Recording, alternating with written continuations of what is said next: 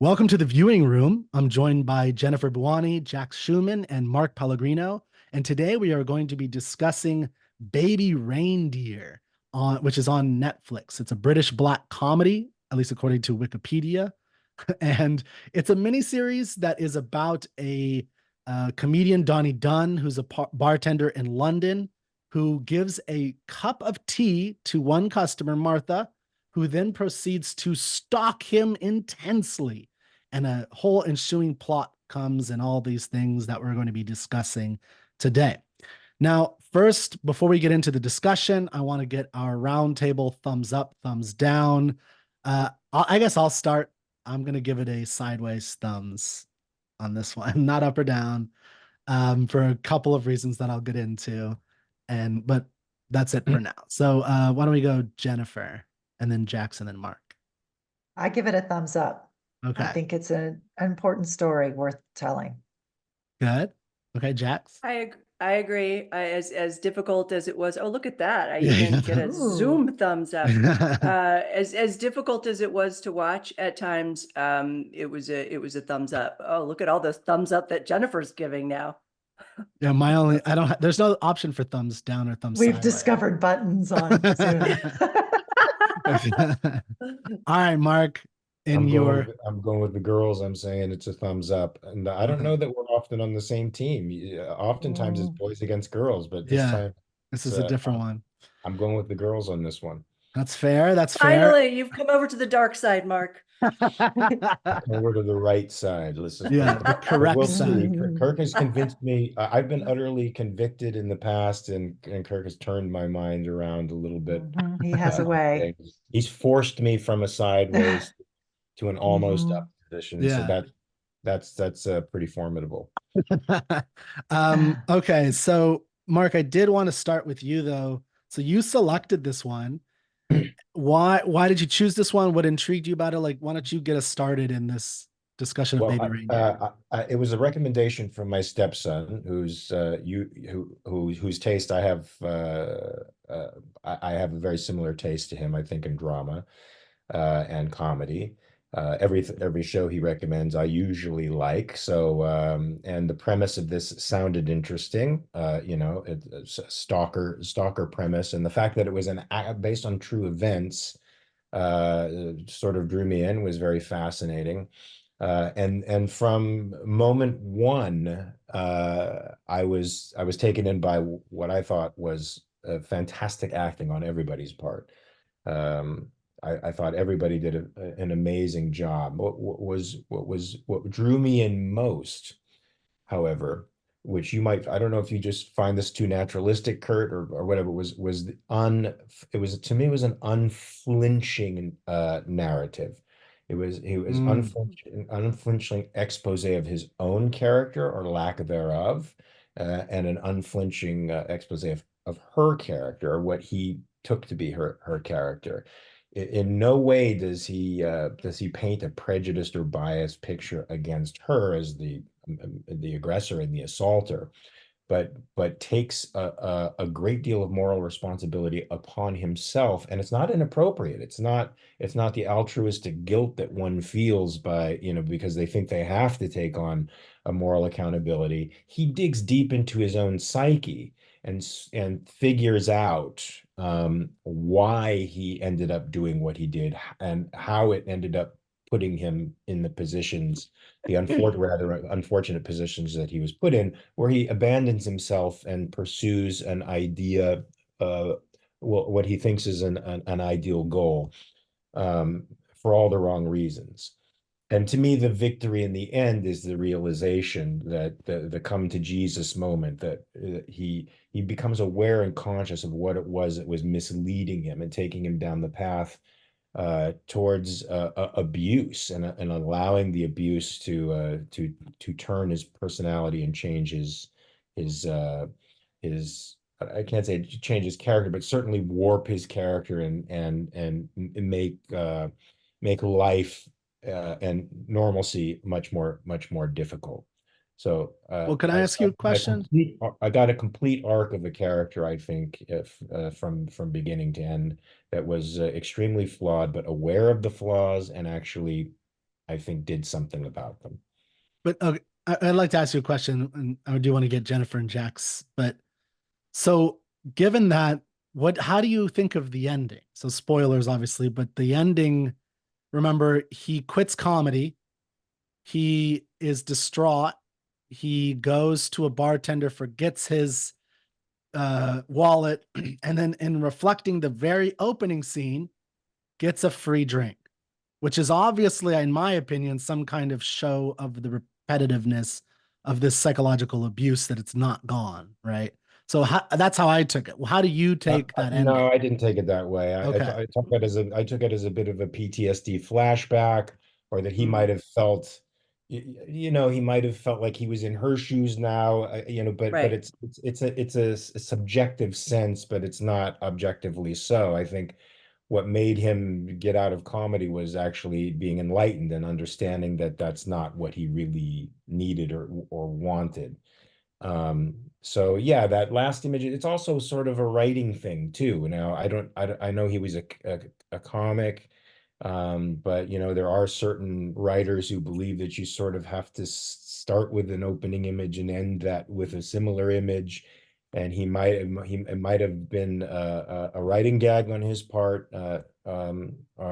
I don't necessarily think it meant that he's in the same psychological boat as when Yeah, he but started. keep in mind what else was going on when he's getting this drink. Is he's got the earphones in and he's listening to these voicemails of Martha, and he is Martha is the woman that has stalked him. Mhm. He's categorized all of these, he's become obsessed with her obsession. He's categorized all of these voicemails, and he hears this part where she's talking about, where the name Baby Reindeer comes from. And I thought it was this really intense moment. Oh, sorry for that.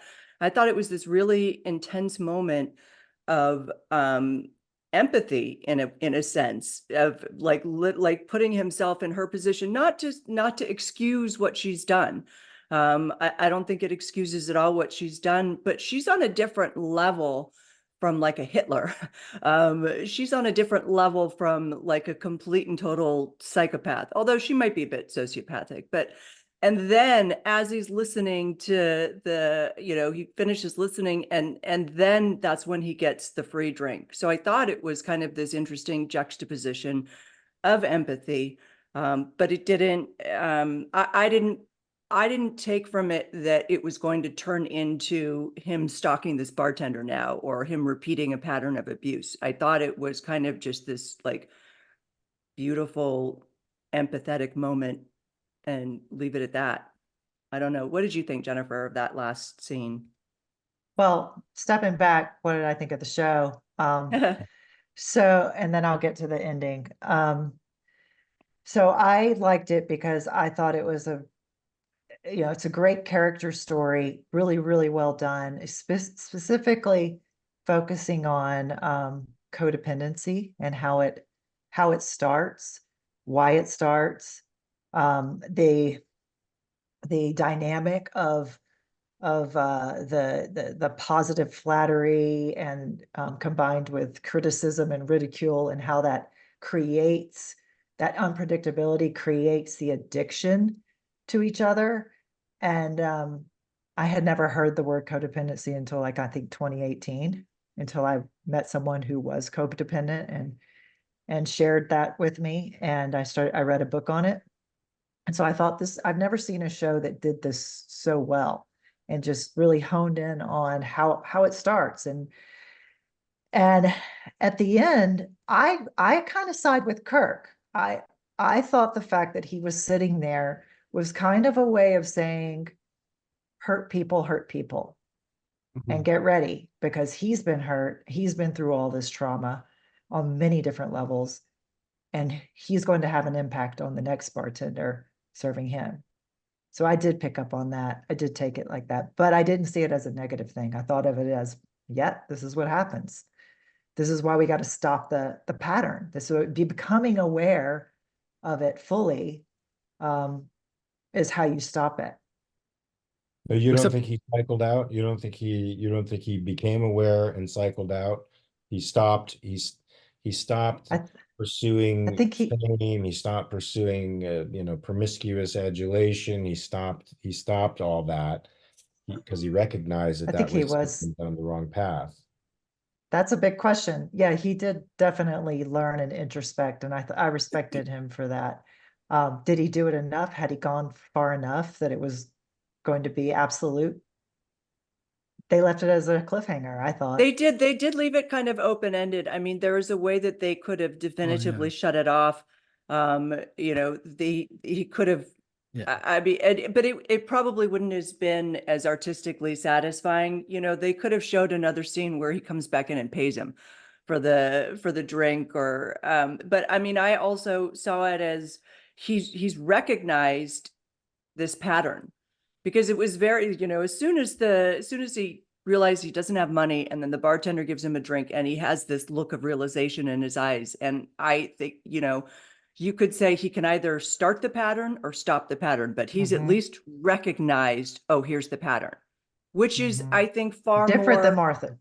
different than Martha, right? So Mhm. he's taken one step further to stop the cycle, right? To stop that cycle of abuse. Well, I'll go back and I'll say, I really, I'm with Mark and Jennifer. I really enjoyed the show. It was so well done. It was so well written and well acted, and it was very, very honest and difficult to watch at the same time. There were, a couple of, obviously we had a rape episode that, and it's not too often that I pay attention to the warnings that come on for the show that say, warning, you're going to be triggered by this. I'm usually okay with that. And boy, I was like, wow. And it was because it wasn't the actual things that were happening. It was his narration. His voiceover was so deeply, deeply honest and tragic and heartbreaking at the same time, as compared to, remember, the first show that we ever did was Fleabag, where she'd break the fourth wall and look at the camera and lots of narration, and it was brilliant, but it wasn't as impactful and deeply honest, I felt, as Donnie's narration. This was a show where narration worked so well. Like this show would not exist in the goodness that it is, or the artistic goodness that it is, without that narration. And that's pretty rare for that to happen. Um, okay, so yeah, there's a lot said. I think one thing I did want to say, based on what you said, Jax, is you said something about the ending. Some other alternative ending wouldn't have been as satisfying if he would like go back in and pay for the soda or whatever, right? But I do It think may there's not be as artistically succinct. I mean, it may not be as artistically, full circle. So that's what well, I was given what trying to. he wanted to write, perhaps, which does seem to be something about obsession and the what obsession looks like, because there's obsession with sex, there's obsession with drugs, there's obsession with fame, and there's obsession with individual people. Include, with Martha to Donnie, with Donnie to Martha, with Donnie to the what is the trans woman's name? I can't remember her name. Terry. With Terry, Terry. there's all this. It's and it none of it is healthy at all. It's all obsessive and in a very unhealthy way. And I think the show seems to explore what is obsession, its damage. It's, even Darian has the abuser has a kind of obsession, it seems like, with the way he's focused on, and the word that is used outside of, I don't think it's used. Oh no, it is used in the show. Sorry. Used in the show is grooming, right? He's grooming him for a certain, sexual behavior that he's trying to get. So it seems like it's all these what you might call deviant behavior obsessiveness, right? Of having that and the causes of it. And now the issue that there's a lot of issues I have with that. I mean, one, I just will say that I agree with all of you about the acting for sure. And it's well written in the sense that he does seem to be focusing on this kind of theme that he's hitting over and over again in various ways and giving us a view of it. And there's this kind of circular arc where it comes back to the beginning. But I do want to say, I do think that there's many different ways he could have arced it and ended it.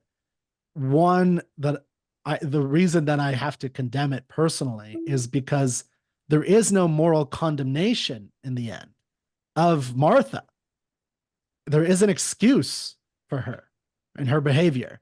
And this is what I don't like at all. And I think it's not necessarily the author's fault. He's not a philosopher or, an objectivist or anything like that. He's in the culture.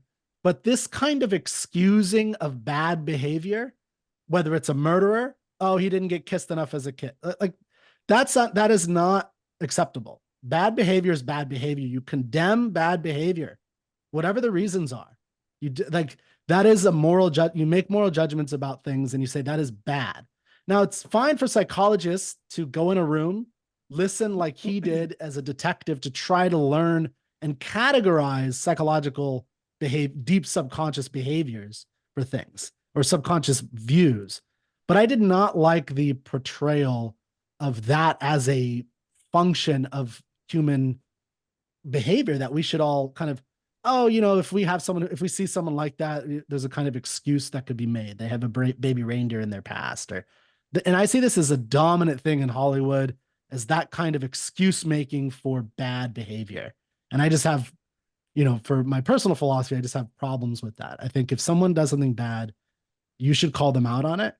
And part of the whole conceit of the show, I will say, is that for months, he didn't do what is clearly the simple thing that he should have done, which was to identify this as bad behavior, to document the bad behavior, and then to take it to the police properly in the proper way. Right. And now the reason he didn't was interesting to some degree, although again, it's the same kind of psychologizing.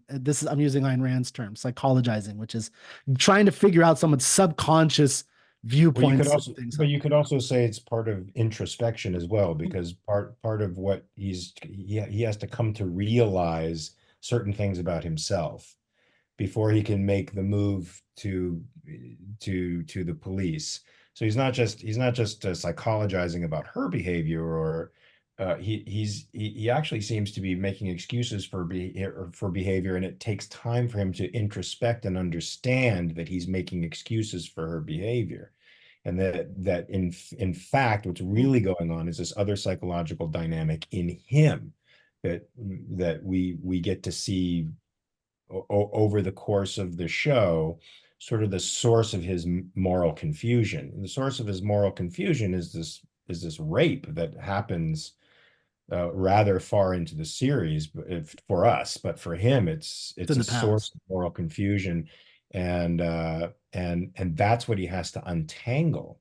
And so for me, the show is about untangling that, not morally excusing bad people, as I do think Hollywood does. They try to get us to empathize with the bad guy. He's and not just throwing all the responsibility on himself, though he does take a great deal of moral responsibility for leading her in the directions that he led her, because it's true, he did do that. But it was only through an effort of deep introspection that he was able to understand how and why he did that. So he has to get through a lot of moral confusion. I mean, the rape that happens to him while he's under the influence of drugs. And he doesn't even, it's like the Bill Cosby thing of roofing somebody and they wake up and, their body has been traumatized, but they can't piece together exactly what happened. They can know it in an abstract sense. And that's almost worse in a way, because you know what I'm saying? And yet he went back. He went back. That was he goes back, and that's another part of the moral confusion and entanglement that a guy in his position with his wants has to sort through. So I would consider a great deal of the show introspective, and that's why we go ahead. So I think the structure of the pilot itself fully supports Mark's position, in that by the time you get to the end, like the whole time you're watching the pilot, you're like, just run away. She's a crazy person. Like, it's like when you're watching a horror film and you're like, don't go outside. Don't go in the night." upstairs. Like, just why are you entertaining this? And then the very last scene of the pilot, he hovers over the Facebook button Mm. and he makes the choice Oh, to, yeah, that's when I thought like, to oh, friend her. And you're there's like, something "Why here. did Yeah. he do that?" That's the whole I point knew of the why he show, did that, is to though. figure out why Yeah, he needed to exactly. figure it out. Yeah. And I agree. And And that's what gets you and hooked to it the was a show. mystery, right? Yeah. You're a mystery. Yeah. You're like, why would a human being do that? I need to know. I need to see more. Well, I do think so. This is what I think that was done well, to back what you guys are saying to some degree, is I agree with you in the sense of there in the first episode, he gives you a reason, like in the show, in the first episode, and all the evidence that's there is a reason why he does that. And it's so it's like one onion of the one layer of the onion, right? And it gets deeper as you go into the show. But that first layer is that he wants a following, and she helped him at that show, right? And so there's a little, it's like that's what it seems like when you first watch it is, okay, there's this obsessive person, I'm trying to get a following. Here's someone who like backed me up, and there's like, all right, I don't know, it's my first fan. I'll do like that. There's a kind of thing like that going on, which as someone who tries to get my content out there, I kind of can see that as it's not a healthy thing and it's not a good thing. And I don't think I would ever do that. But, if someone was that, clearly psychologically damaged. But the point is, I could see where he was coming from that verse. But then as you guys are saying, as you go through the series, you see that there's way deeper things with his girlfriend, and he's living with his girlfriend's mother, that there was, him, how did he meet Darian? Who is Darian? And all these types of things that led him into, like having a much deeper need for what Martha was giving to him. And then, his desire for men, and how his sexuality changed, and all those types of things. So I think that is, I think, the interesting thing about the psychological onion that he's peeling to some degree, is trying to get at that. I mean, sexuality But back to change your corresponds with deep moral confusion. So I mean, and that's not easy to untangle for anybody. Yeah. And he's in the midst of living life, and in the midst of a rather traumatic situation with Martha, attempting to untangle all of this stuff. And that's what I thought was, I don't know if you could call it heroic, but he's certainly, attempting to fix, certainly attempting to become a more honest person. He's and unswerving in the way that he's looking at himself, in an attempt to get out of this fix that he's in. Mm-hmm. And back to your point, though, Kirk, about what was it that you were saying that you didn't like about the end, about there's no moral condemnation. Yeah, The I think that reindeer, I don't agree with that necessarily, because I thought that, I mean, she got consequences. She got a jail sentence. Yeah, she got a jail sentence. But murderers get jail sentences, and we still forgive them in a lot of stories. That's my point, is I never forgave her. Did you forgive her?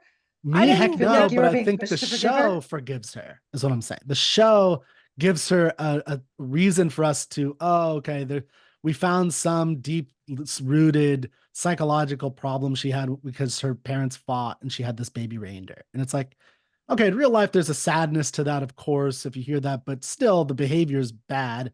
And to me, the ending should be like, this is a bad person, this is bad behavior, it's unacceptable.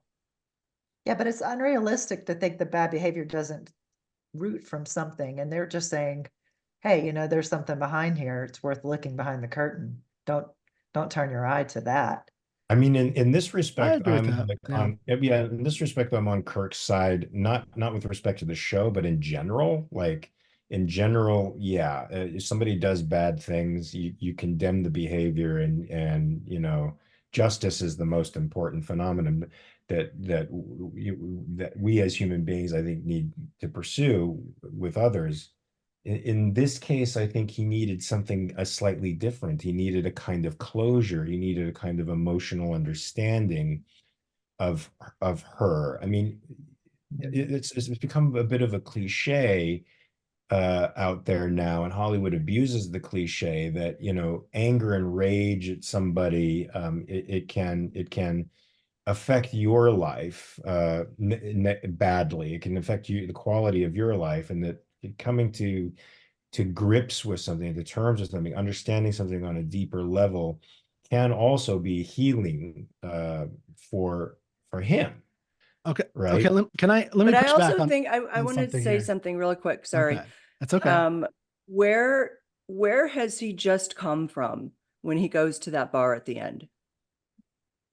Where Um, has he just come from? I don't remember. He's just gone to confront Darian. He's just coming from his rapist house, who offered him a writing job, and he accepted the writing job. Yeah. And so I mean that can't have been on accident, right? He's gone to, you think that he's going to show up, and when he showed up at Darian's house, I thought finally he's going to confront his rapist and condemn him. And maybe this is a criticism that I have of the show, although I actually think that this is kind of an honest portrayal of how victims of abuse interact with their abusers. It looks like he's going to confront Darian and condemn him, and Yeah, he does instead that. he walks in. He's Darian, you know, and no consequences for Darian, by the way, who I think is the worst, you know, abuser, the worst For sure. perpetrator in all of this, right? Almost worse than Martha, I should say, because he's cruel about it, and he's calculating. It's obvious this is the first time that he's done something like this. He's the Bill Cosby, you know, boogeyman. And he comes from Darian's house, and Darian has offered him a job like in a writer's room. And he said, yeah, you know, that Well, would be great. I would like that. And yeah. my heart broke. My heart absolutely broke, but it was something that just seemed so real as well. And so I feel like that scene where he's listening to Martha is almost him like realizing, oh my God, you know, he's just gone through this cycle of abuse on his own. And there's kind of a weird understanding for how, almost to Jennifer's point earlier, of like hurt people. So I thought it was, I can't have like a moral condemnation of it.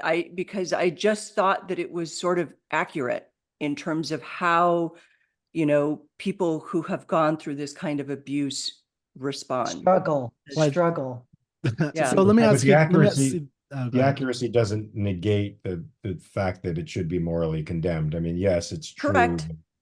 It's Well, but true. Jax, Go ahead. let me ask you this. Or let me ask all of you this. So Donnie is 25, Darian is in his 50s. In 25 years, do you think it's possible, given the facts and the way that this show is made, that Donnie becomes Darian? No. Why not? Because I think it is, by the way. he really, 100%. Oh, yeah. he found, Like, why can't you sympathize? Why can't you empathize with Darian? Maybe he was raped as a young writer coming up, and this is he's recurring back. Just that's what all the abuse in the show, except one. There's one counter example, if anybody remembers, but I don't see how. Like, so help me with the argument of how. I don't think he becomes Daryl because of because he has gone through a spiritual journey that makes him he's different. introspected a shit ton. Daryl has tried introspecting, and Darian, or yeah. Darian, whatever his name is. Yeah, he's not the same power-driven character, but he does want things in the world. He does want to be the writer in the room. He does want to be the comedian. Is that a power lust? But Donnie goes back to But his he also abusing. has Donnie has in terms of between Martha and Darian, Donnie is the one who has the most empathy. Martha can't empathize with Donnie because she's too focused on her need to connect with him. She can't empathize with the kind of torture she's inflicting on him, with the trauma she's causing him, the trauma she's causing his parents. Darian has zero. He doesn't care. He doesn't care about, I mean, God, that scene where, you know, he rapes him and wakes him up and is like, go take a shower, you'll feel better. You know, I mean, it was And that the and he didn't. tenderness that he showed was so cruel, absolutely cruel. Yeah, for sure. And It was a Donnie is horrific that scene. Donnie is the empathizer. There's no, Well, I he's also don't the believe. writer is the problem, but okay, he's the narrator. in Yeah, the but the scene. I job. don't see him. You asked the question, All right, do I but see him as a Darien and at the age of 50? And there's I no just way don't I see would what put money on it. evidence. I'm not hearing any evidence. You say he went through a spiritual journey. I could see the reason that Darien came to all of his spiritual. Remember, that's how they connect, right? Darien has these spiritual things he's talking about, and he's this mystic, and he has all these, let's do this drugs because it takes your mind somewhere else. I could totally see Darien getting there. I didn't see him just because he came to some obsessive desire to understand Martha, which I don't think he really got to, except the baby reindeer thing, doesn't mean that he has some kind of closure. And so this is a question I wanted to ask you, Mark, earlier when you were talking. Is you said something that I thought is really interesting, and I think you're right that we all feel this in our culture today. But I think that there's something wrong with this desire that we all have, that a lot of us have, that I have had for sure. So I'm not trying to condemn anybody here. You said he needed an emotional understanding of her, and that like there's an idea that if you have this understanding, and by understanding I think you mean psychological, subconscious understanding, because I have an understanding of her.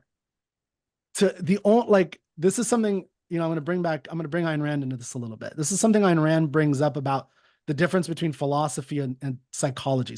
Philosophy deals with conscious convictions only, not subconscious. And so I can judge you and Jax and Jennifer and myself mostly based on, now with myself, I have something else, but we'll put that aside for now. But conscious convictions, the words you say and your actions, and that's it. That's how you judge. That's judge. And I want to pitch something that happened at Ocon. Ankar Gate gave a great talk called Justice, Moral Judgment, and the Danger of Psychologizing, which is kind of based on this article that Ayn Rand wrote in 1971 called The Psychology of Psychologizing.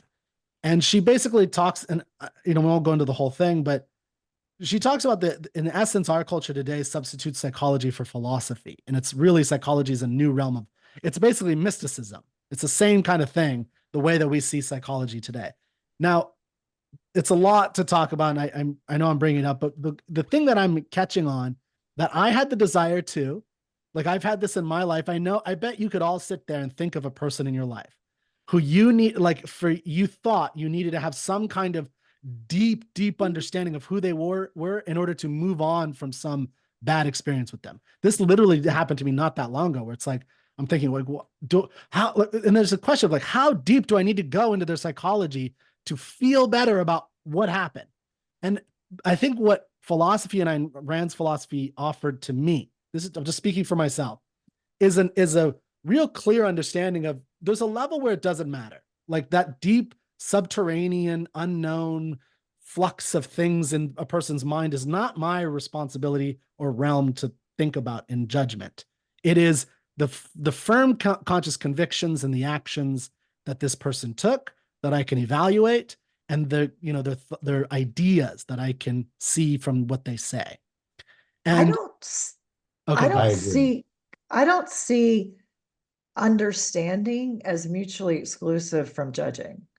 No, it is judging. It's what are you judging is the question. Are you judging? You can judge Martha and still try to understand her and not be in contradiction. Well, that is very true. That I would definitely agree with. But yes. I don't think... And by understanding, if you mean understanding her subconscious, I'm trying to make a distinction between the subconscious and her conscious conviction. Became the way she is, yes, from her childhood. Like understanding someone's childhood helps you. That's information that helps you. Okay, that's where I'm going to disagree a little bit. So I know that's a common psychological theory, but the psychology, like this is the issue with psychology. We're in the very early stages of it as a science. So I don't know to say that, something that happened in Kirk's childhood is why he's a salesman or he does this or does like he has. I use that all the time. I operate on that all the time with people who treat me poorly. I think we all I want to understand how they do that, why they do that, in order to protect my own self-esteem and not let that permeate in. Okay. And just to be clear one more time, what I'm saying is that yes, we live in a culture where that is the dominant thing. Yes. I'm pushing back because I've studied Ayn Rand, and I agree with this to the degree that I understand it, that really the thing that works for me is not trying to necessarily dig deep into someone's subconscious mind, which is impossible, is my claim. We cannot do it. We do not have the tools yet. We're in the very early stages of this as a science. It's like we're trying to delve into the deep depths of the solar system when we don't even have a telescope yet, right? Like we can't do it. We can just look up and make some big hypotheses about things, but it's all opinion and, astrology essentially. And so there's something, but what I can get to are these philosophical frameworks or philosophical convictions, of their conscious mind, and judging, which is using facts to come to a conclusion about somebody, is based only, is what I'm saying, only on their conscious mind, the things they say and do, essentially, their ideas, I the things, agree with and that's I, it. I agree with you, but I think when you're deeply entangled with somebody in a relationship of this kind where there's a codependence going on, it's important for you to figure out what's yours and what's theirs. And in some respects Absolutely. he's doing that as a rationalization, because he hasn't sorted out yet that his ambition has led him in the direction of liking her company, that she gives him some positive input and it actually feeds him in a way. It's important to see to find the barrier between you and them, and sometimes that's not just introspection but also sorting out the origin story of somebody else.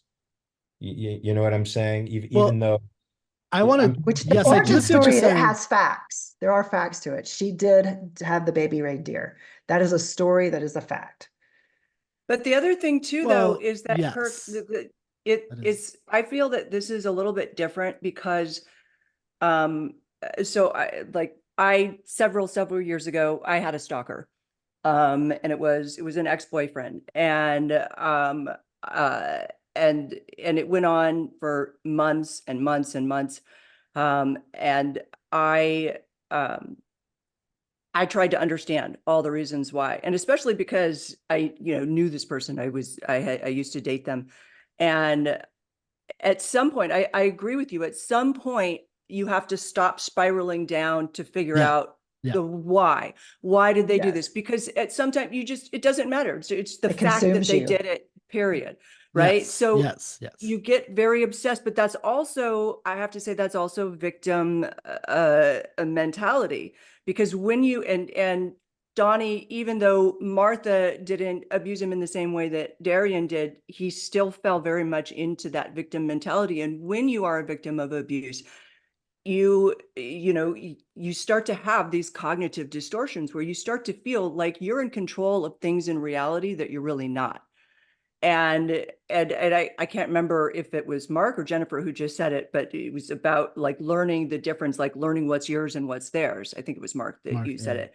And we wouldn't have, he's trying to understand Martha, but he's not like, he's not making up stories about her. He's actually listening to her words. So I don't see it as him delving into her subconscious. She's sharing in these voicemails who she is. She's sharing her experiences rather than, another person who you don't know their reasons for doing it and sitting there trying to, come up with all the, well, maybe they were abused as a child, or maybe it was this, and maybe they did that. So I think that this was a different circumstance. She's showing the, the subconscious, her own subconscious. But I do agree that at some point, you can't judge based off of what their intent is, right? Or based off of what kind of life they have. However, I want to add a caveat to that, which is we do that in our legal system. Intent plays into sentencing, right? Intent plays into, Yes, there's first degree murder, second degree murder, and vehicular and manslaughter. and we Uh, include the context of the person's life as not as necessarily completely deterministic, but certainly as playing a part in influencing a person's behavior. And so it's hard look, I mean, I agree with you, Kirk. This is the way I look at the world and other people. I think that, you know, leave the psychologizing to, you know, somebody else. I can't do it. All I know is what you're doing and what you're showing me, what you're showing the world. But even with that ethic in mind, with respect to the way I think you should look at others, I still I still understood his attempt to introspect and find eventually find separation or find the distinction between he and her, because they were in an unhealthy relationship. So it's like presupposing brokenness, like psychological brokenness or miswiring going on there from the get-go. And I Well, will say that when I have been in, you know, I have to be careful not to spiral too much about trying to figure out somebody's motives and what's going on in their subconscious. But I will say that there have been times when I've realized something about somebody else's psychology, about their subconscious psychology, that actually reinforces to me, oh, it's not me. It's it's not me. It's, you know, they like, it's not personal, even though it felt very, very personal, right? It's not, this person would have done it to anybody else. And that actually releases me. That frees me up to have, you know, better self-esteem and to be able to move on from a situation. So I think in some cases it is important to understand, but, you know, you have to be very careful about not going, you know, spiraling down that rabbit hole. well, Yeah. okay, so this is, I'm going to make again, the pitch to read Ayn Rand's Psychology of Psychologizing and to listen to that lecture, Justice, Moral Judgment, and the Danger of Psychology. And the reason, by Ankar Ghate. And the reason is because there's a lot to parse out here. Like you guys used terms introspection, motives, intentions, all these different terms that I think are important for us to categorize and understand. Because I do think we're agreeing on certain things, actually, but we're kind of talking about them in different ways. And that's part of why I think fleshing out and having clear concepts and definitions are very helpful.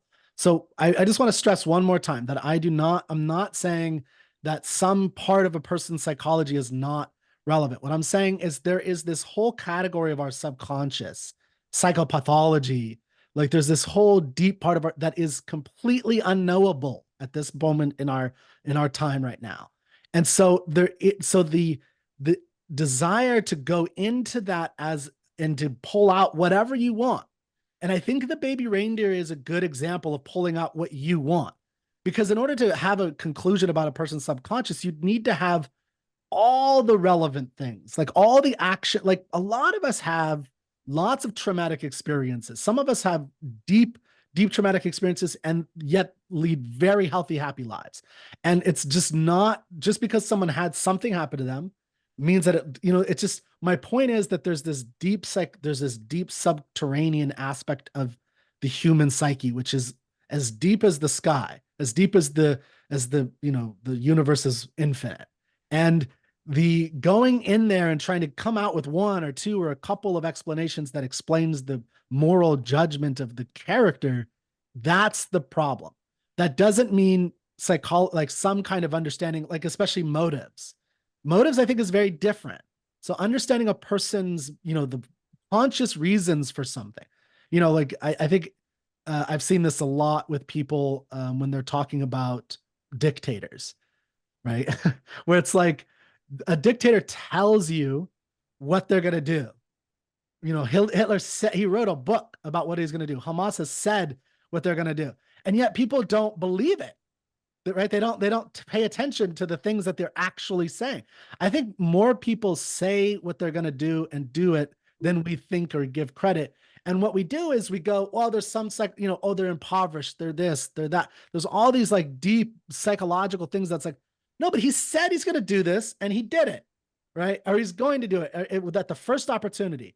And it's the same thing. Like she's showing, Martha's showing all these things that she wants to do and she does it, right? And you have to take a person at their word, right? So if a person, like in order to behave or to operate in the world. But go ahead. Did you see the interview between the actual woman and the Pierce Morgan one? I saw the clip. I have not watched it. Have you seen it? Yes, I've seen pretty much the whole interview. She's clearly pathological. I mean, clearly pathological. Well, I mean, And that, lies, contradicts herself. yes, see that right there is how you judge a person. So Yeah. when she lies, clearly lies, and he found evidence of her lying early on, that's all he needed to know, right? That's all Yes. he Yeah, needed but to know Kirk, to deal with her. but Kirk, Now he's there damaged, and are that's what the show's about. That's Yes, the point. he's Yes. damaged, There- but his there wires are are crossed. many scientific psychological studies that show when you've been in abusive relations at a very, very young age, that you're more likely to turn out pathological. And Oh, sure. Yes. so I agree if the with that. show is simply saying that, then how is that wrong? My You can original still judge her and you can still say that is crazy, but it's also part of the story. It's also very true. okay, so I don't this is what my original contention was. My issue is the lack, like, I know you guys think that there is a kind of moral condemnation. I did not see it. So I didn't see a real moral condemnation. Instead, what I What would you saw, have liked to have seen? What would have I been a think, moral condemnation? I mean, there's a variety of things that I guess the writer could have done, including focusing on his healthy, the resolution could have been he has come to a conclusion. He does see her as this evil person that did real wrong and bad. And he's moving on and he's living a better life. He's dating somebody. Like, there's a whole bunch of ways you could make a happy resolution. He put it into this bubble that is clearly as a work of art, showing that there's really no escaping this realm of the subconscious, because his whole thing is, again, what I'm saying about subconscious and psychologizing as a mystical thing, where he's trying to listen to hundreds of hours, thousands of hours of her ranting, trying to categorize things. And look, I think there's value of a psychologist doing that. There's a great show called Mindhunter where they're trying to identify, but they're trained professionals, right? And so my point is, like, there is value in categorizing, but my point is that we're not there yet. And for him as a person, what I wanted to see was a kind of resolution of, yes, he did come through this traumatic experience and came out a little bit better. I didn't see that. I saw like he just dwindled right back into it, which as an art. So again, I put thumb sideways because I thought it was well done. He did, but again, I didn't, the ending just, especially the ending, definitely destroyed It it. didn't have a heroic ending.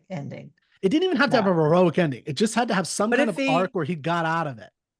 Yeah, And he what if didn't he get out of it. had, But that's not real. That's not I what don't really care. I happens. don't need real in art. I want, Yeah, and I agree. do think it's real. So I he do could think have- people get what- out of what- it. That's not, I don't what think if he it's, had- nobody gets out of it. I don't think that's, I What think if he it's had- still worth a storytelling if I didn't say it's even not if worth it. I gave it thumb sideways. I understand where you're all coming from. I'm not, okay, what if he kind of- had, what if at the end, as he's listening to the voicemail, and what if he had, even though it was on his phone, so it would have been symbolic, but he could have actually gotten up and left his phone there, and left it on the table or thrown it away, because because you still see that he's obsessing, right? You still see that he's obsessing over why Sure, that'd did be she an do this? interesting- What's going on with her. Yeah, And that'd be it would have been interesting. interesting if he could have just gotten up and left the drink on the table untouched, left the phone on the table, and signifying that he's moving on to that. I That'd mean, be very that would have Better been like world. a more, of Yeah. a I'll write the writer and let him know, maybe they should change that, bring an alternate ending. But But did you know It's this too was late now. autobiographical? yes, Autobiographical? it's based on didn't realize a that true till- story. That was the interview that that the Mark author. and Kirk were talking about. Yeah. Yeah, no, it's the Um, author is that Donnie plays, the guy who plays Donnie is the person Is it the guy happened that to. it happened to. Yeah, Yeah. he's the Yeah. guy that it Yeah, happened like to. it's him. So one of the things that I wanted to actually bring up that's sort of relevant, I think, is I thought that this show was very much like, and I doubt that this is at all what the writer had in mind, but what I see from this philosophically, because I see it sort of everywhere, is the difference between primacy of consciousness and primacy of existence. And so I'm gonna read briefly, how Ayn Rand describes the primacy of existence, which is the axiom that existence exists. The universe exists independent of consciousness, of any consciousness, that things are what they are. They possess a specific nature and identity. The primacy of consciousness, however, is the notion that the universe has no independent existence. It's the product of a consciousness, either human or divine or both. And the epistemological corollary is the notion that man gains knowledge of reality by looking inward, either at his own consciousness or at the revelations it receives from another superior consciousness. And this is something that abuse breeds, is primacy of consciousness over primacy of existence, because it so happens that the abuser becomes the abuser becomes almost like this philosopher king. The abuser becomes the authority. And Donnie had no, he started out, we meet him with a desperate need to be validated, a desperate need for somebody's outside consciousness to validate his own consciousness.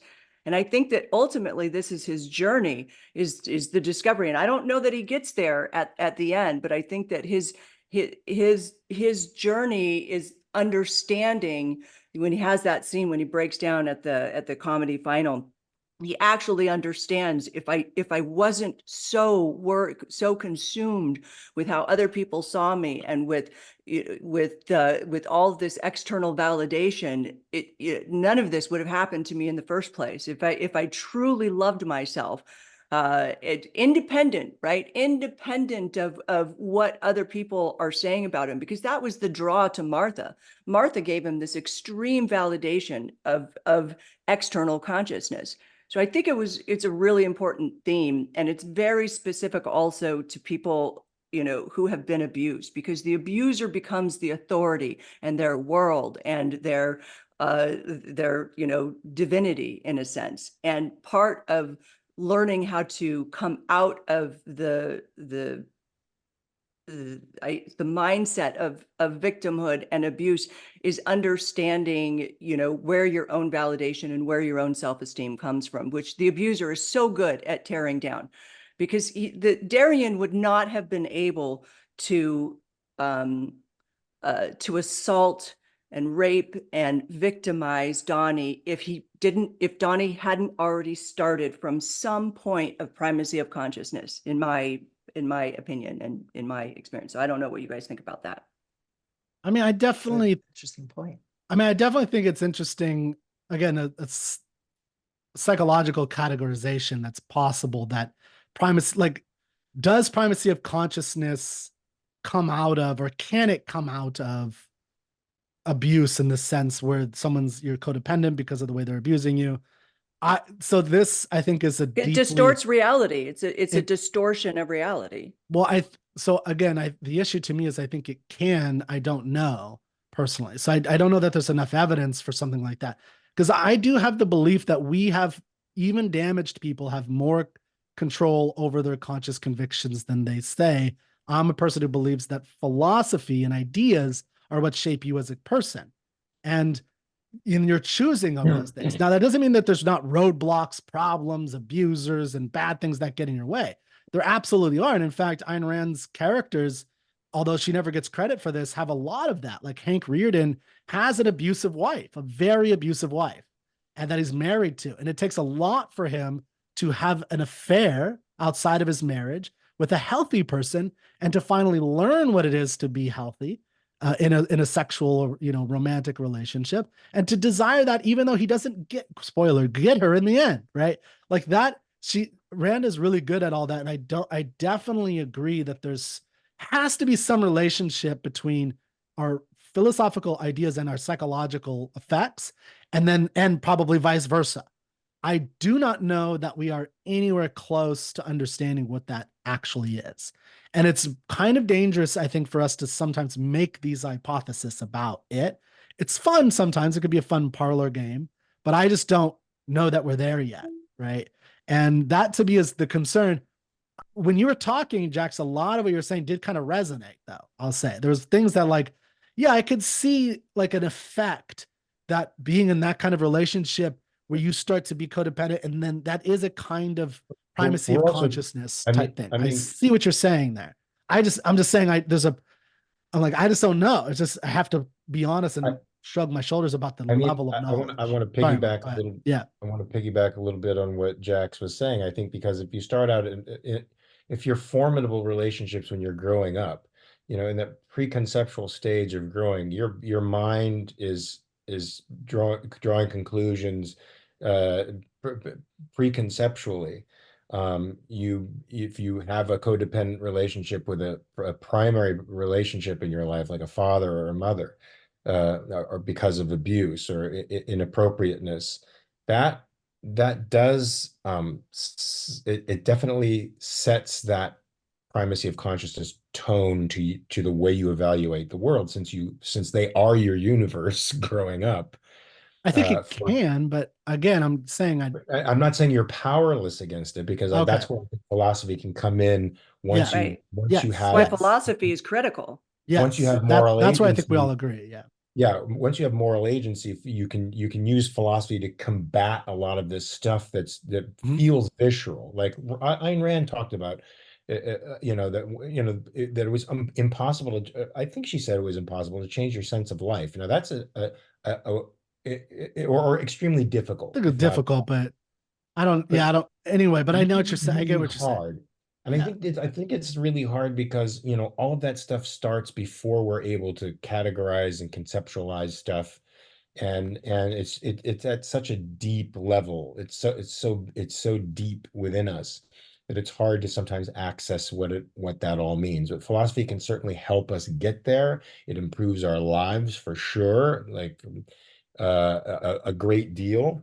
It contributes a great deal towards healing that stuff and seeing the world in a different way. It takes a long time for that abstract stuff to trickle down, right, and become Well, felt and takes sensitivity work, conscious work on your part, because and conscious work. desires and motives and things are, especially your feelings are, as kind of, at least in Ayn Rand's philosophy, like you said, you said philosophy can help with these things.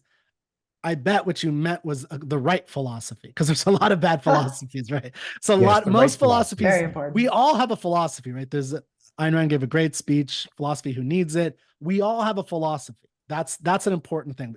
Philosophy is a guiding, principles of our life, and often it's this jangled, mess of stuff and contradiction.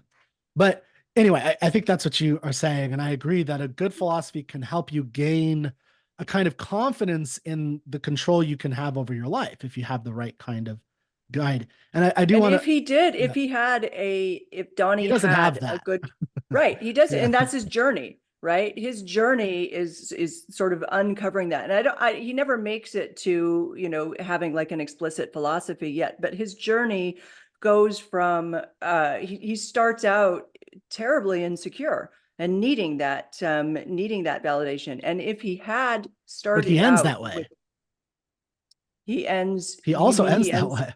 you mean he ends insecure? He Yeah. still ends insecure. I think, I think that I think that he ends in the middle of his in the middle of his arc, maybe, I don't, because yeah, I don't think I think you're being too nice to him. You To the you show. I think think you think he's he's doomed.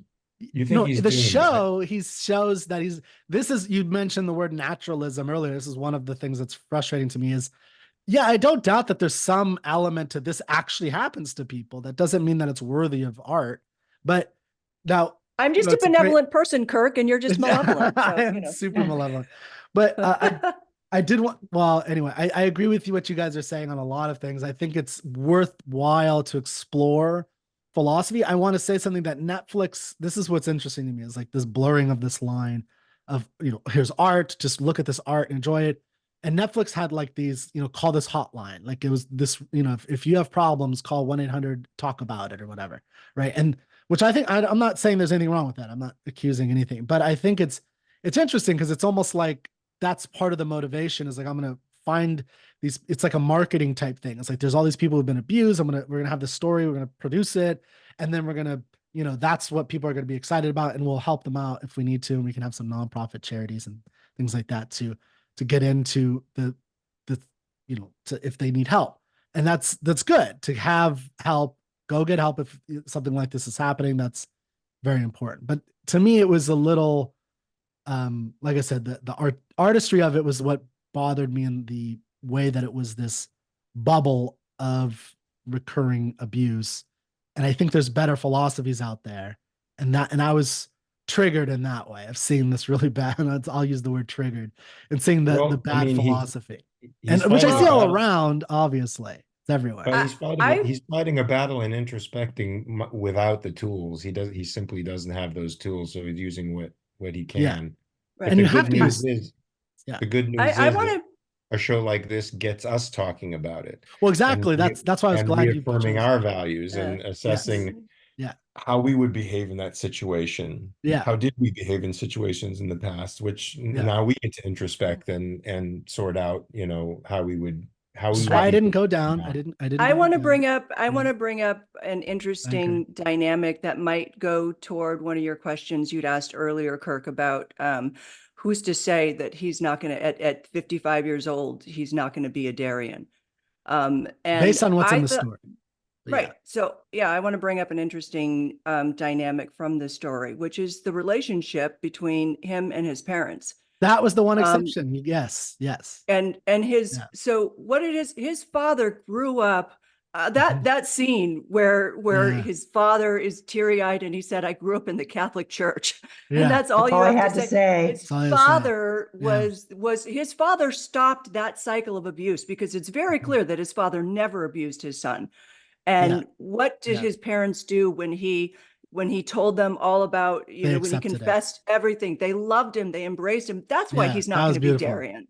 That's why he's not going to be Darien. That's one of the Exactly. Yeah. reasons Well, why. Exactly. Mm. I see. I He Sorry, is it's not going to be 3-1, Kirk. Darien. He's that's not fine. He's not Darien.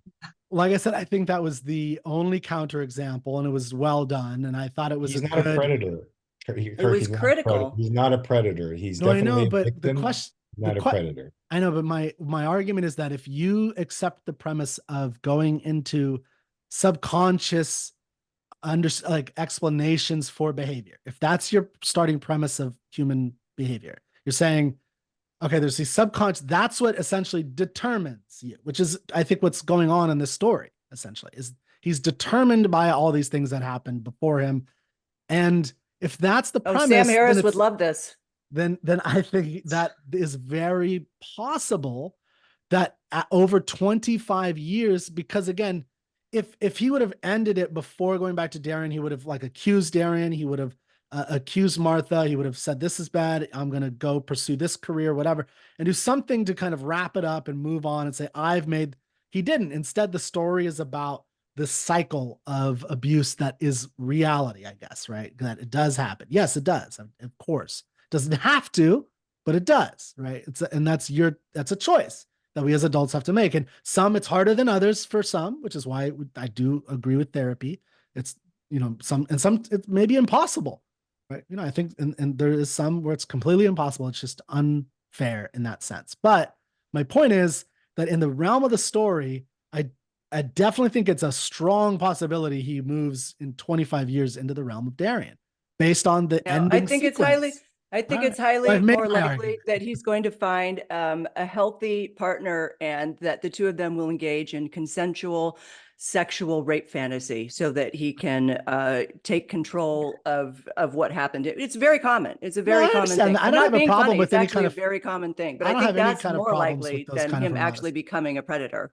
But there's just no. All right, I've made my argument. I just don't see enough evidence. Yes, there is one counterexample, but the evidence is he goes back to his abuser. He's going to That's a I write. think this is a powerful. glass half empty, glass half full But okay. perspective.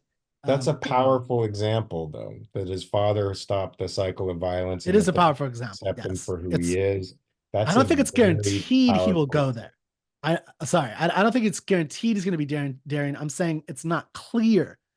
Like But I don't it's think he had a possible. predator's I didn't pick up on disposition. that at Well, I don't all. know He had, that, like, again, if it's subconscious and it's this determined, all these subconscious things, that's what causes, like, maybe Martha, I saw she got her this law is a degree. Maybe she was normal for a multi-generation while. problem that has to be fixed. It takes multi-generations, and we're in the middle of it, seeing one guy's partial journey through this. And that is towards positive, away Maybe. from the negative. That's Yeah. what I saw. We saw a little Okay. snippet.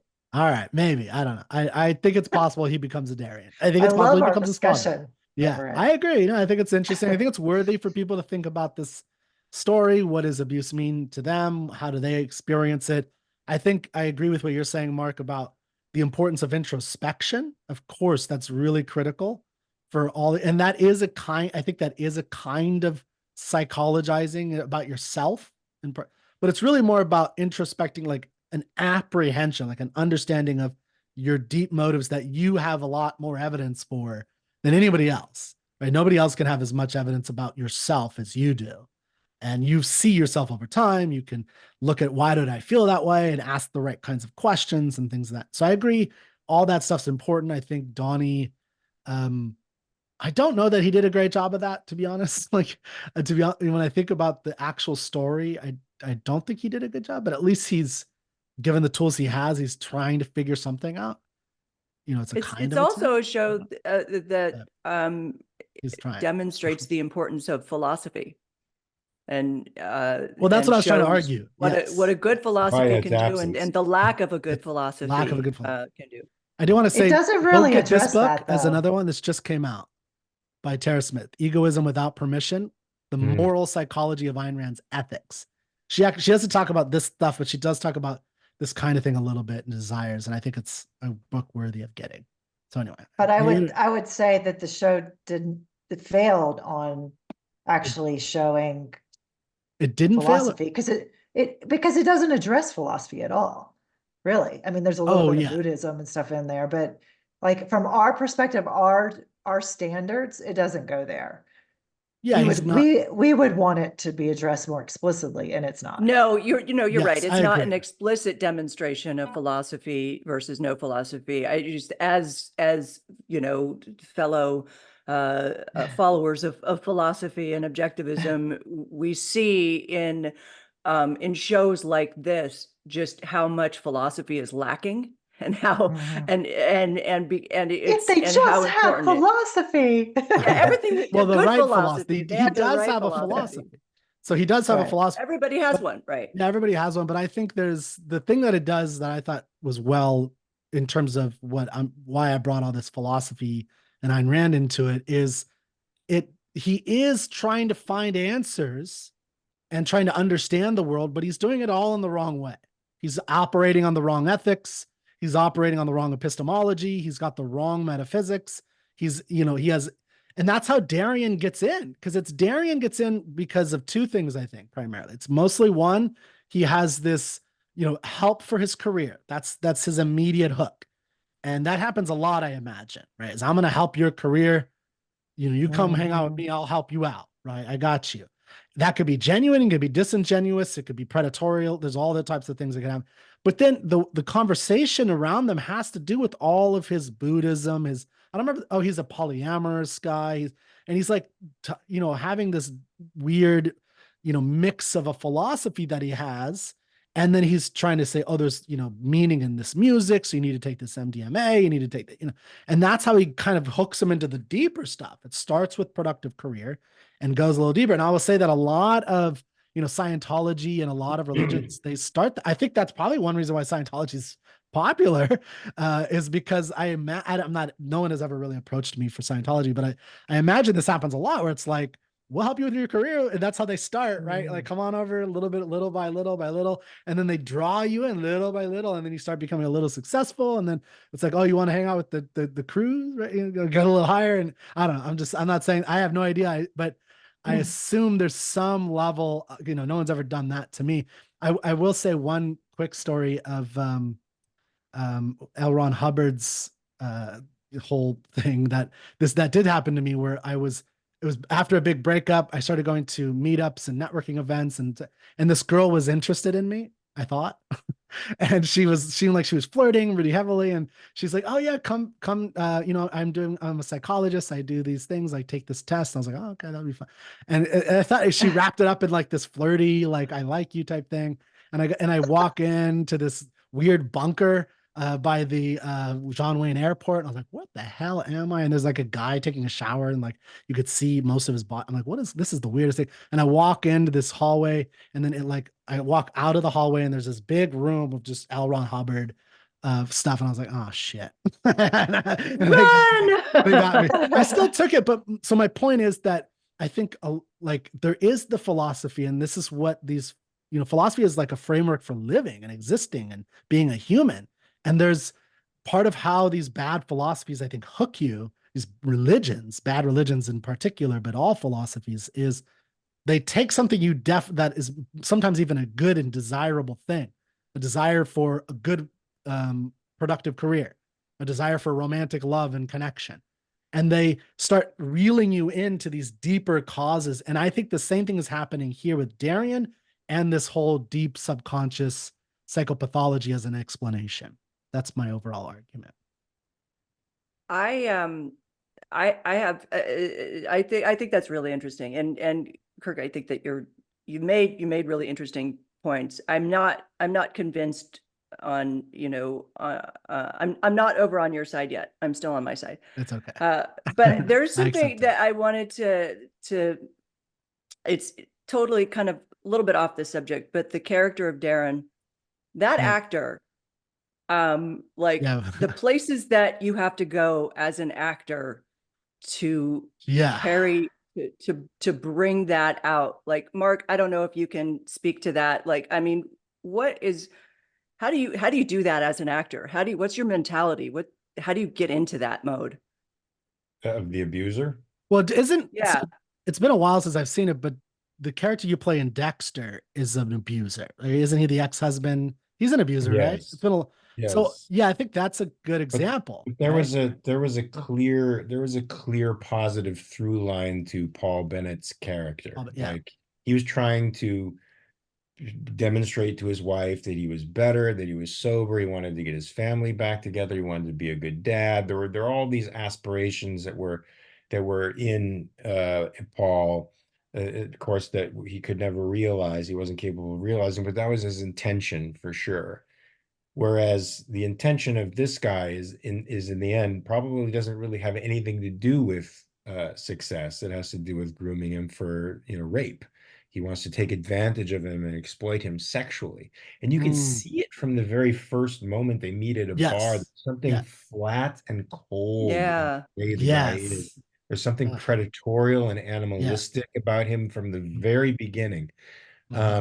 So yeah, you just have to make yourself about appetites, and that, you're a hungry thing that deserves to be fed. And that's sort of, Wow. Yeah. because there's no redeeming, unless the guy just talks himself into, look, this is the way one succeeds at the career. I'm helping you climb the ladder of Hollywood corporate success. This is the way artists are. We blur the lines between the personal and the business. There aren't distinctions between me and you, and we're supposed to be free sexually. A lot of the grooming took advantage of our misconceptions about art and the artistic character, which I think so many people have those misconceptions today, and they're reinforced by teachers.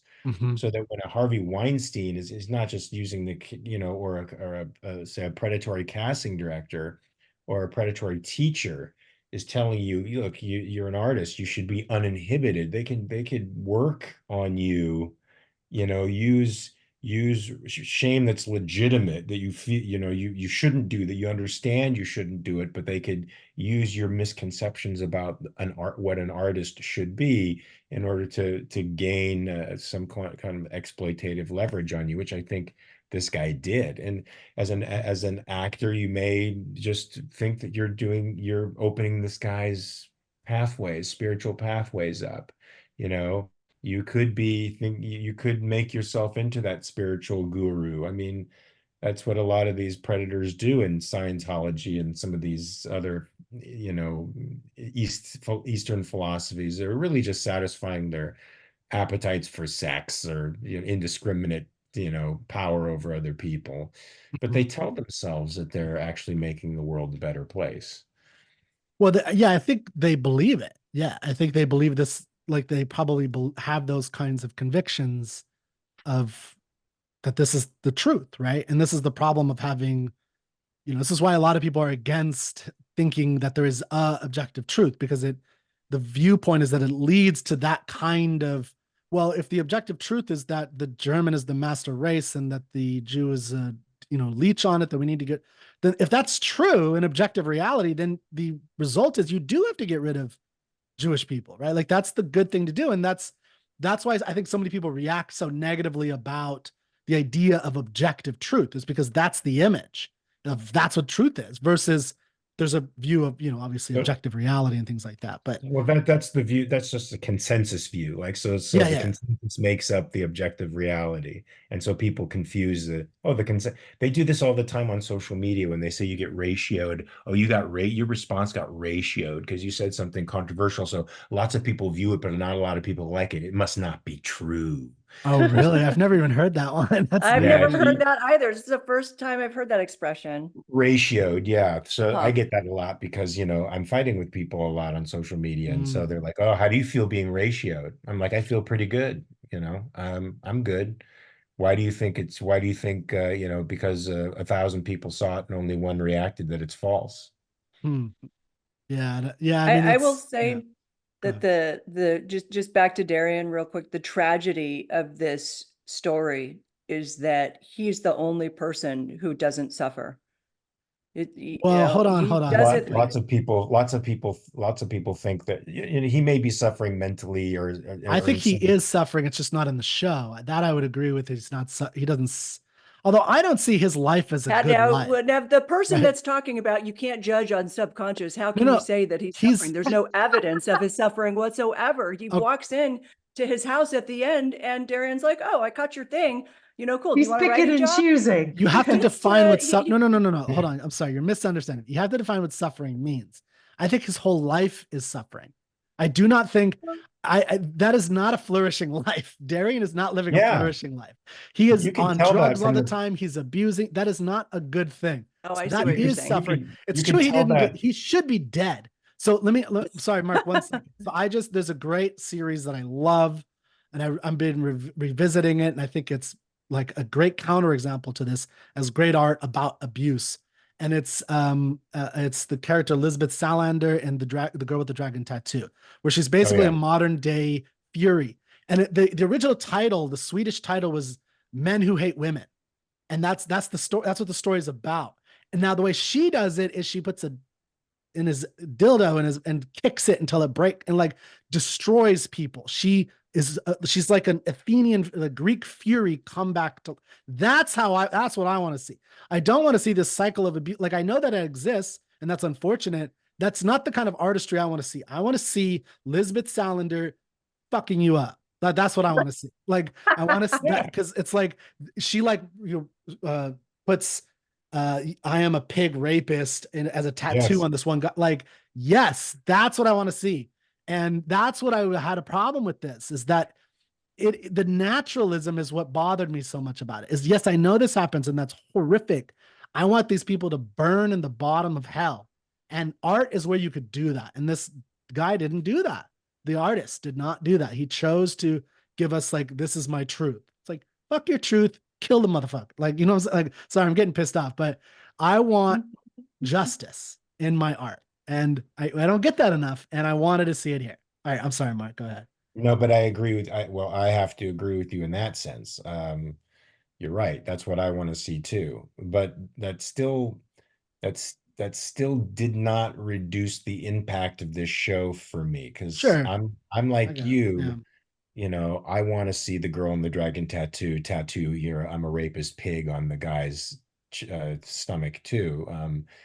And yet this still got through the crevices for me. Now it could be that I was relating to him as a 20-year-old, wannabe actor who was exploited in some ways or was almost exploited by people in the business and still maintained a relationship with people who were exploitative. Now they didn't go to the places that he went. I stopped it, but I still maintained a relationship with him. And it's again because those personal and professional lines are very, very Yeah. strangely drawn Yes. in our world. And that's why he has to go through this sort of this incredible task of untangling himself from it and figuring out what's his and what's theirs.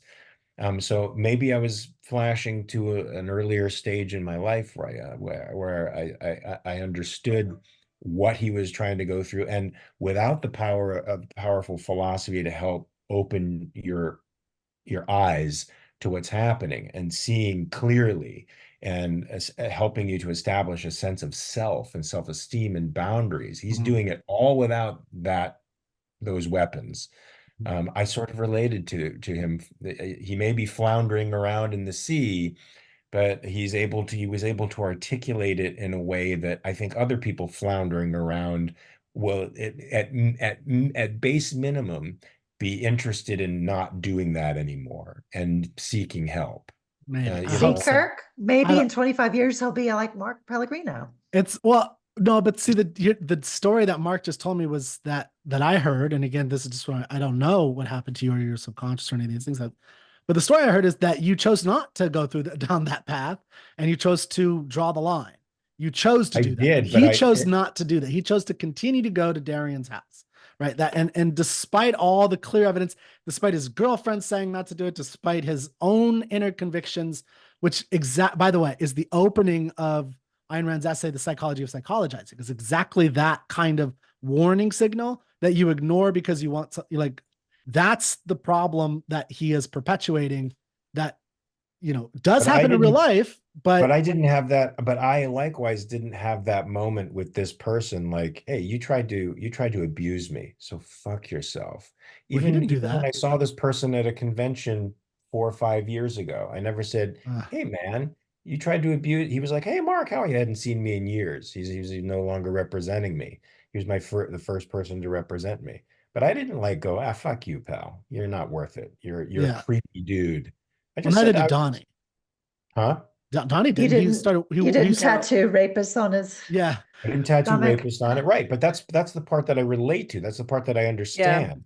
Even with that's one of the philosophy, I yeah. didn't Okay, seek I out get it. violence against the guy. I didn't Well, seek out like That's "fuck one you, of the you're an things that exploited." I really related to with this show, and I understand about needing that heroism and justice, but there are not too many shows or movies or works of art that I've seen that has really um, uh, portrayed abuse as accurately as this, and has really portrayed the kind of shame that a person goes through in that abusive scenario. The only other show that did it for me in terms of that was, I don't know if you guys saw, I know Jennifer did, Big Little Lies, with Nicole Kidman and what's his name, gorgeous Swede giant who played the abuser.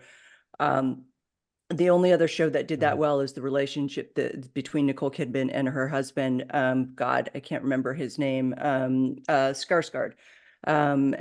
Is it Alex Skarsgård? But anyhow, it's the show for me was just such an honest portrayal of what happens from an inner person's perspective. And yes, maybe he, if you did maybe a sequel to it, then he will be able to tattoo "you're a rapist" on his chest. But you don't know where he's going Okay. at the end of this. Yeah, we could Well, say, and I know we have to wrap up, but we could yeah, say that honesty is at least the beginning. It's a step in the Yeah. direction yeah. of enlightenment. I know you don't want to go there. You're No, gonna. it's just So I will say this that, is the problem with naturalism is you're filling in with that's what great art should be, a moral assessment. I think great art should have moral judgment in it. And it does. And this moral judgment is as art, it is a moral judgment. And the moral judgment is there's no moral judgments. That's basically what I Judge got. not lest you be judged. Yeah, Yeah, and that's what I got out of this, and that's what I don't like about it. I think in real life, I didn't get all what that. you're saying is true, 100%, but the artistry, that's my problem with naturalism. But and I I'll agree let you with guys you. have the last thoughts, and then we'll end it. I'll just say quickly, I agree with everything that you said and still give it a thumbs up. I also agree with Okay, everything that the girls said and give it a thumbs up. that's fair. I'll say that I will have come away a little bit more positive about the value of it in the sense of for the purposes of contemplation, so long as we continue to condemn it as not great, not going far enough in the moral attack. That's how I'll caveat it. But I do think it's worthy of contemplation. And I'll piggyback is on good. what Mark said, in that the journey to um, having a good philosophy has to start with honesty.